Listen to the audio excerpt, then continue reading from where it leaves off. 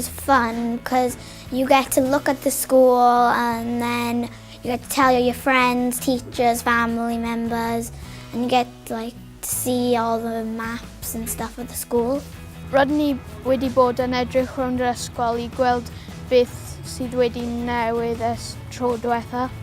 Ni wedi dod I gweld y adeilad newydd. We went into the school to look at the building and we went into the hall and looked at the infants. Rydyn ni wedi bod yn edrych fel just mynd rownd yr ysgol yn fel yn gofyn cwestiynau. Fi'n credu mae fe'n really mawr a mae fe'n really lliwgar.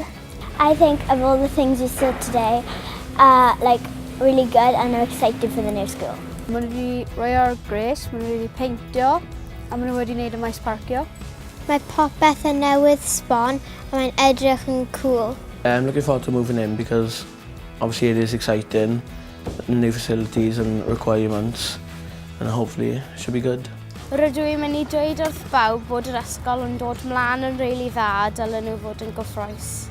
I'm really looking forward to playing on the football pitch. I'm probably most looking forward to the new facilities that are available to us, especially with our GCSEs going on as well. Mae'r ysgol yn dod ymlaen yn dda a fydd yn ysgol dda. I'm looking forward to meeting loads of new friends.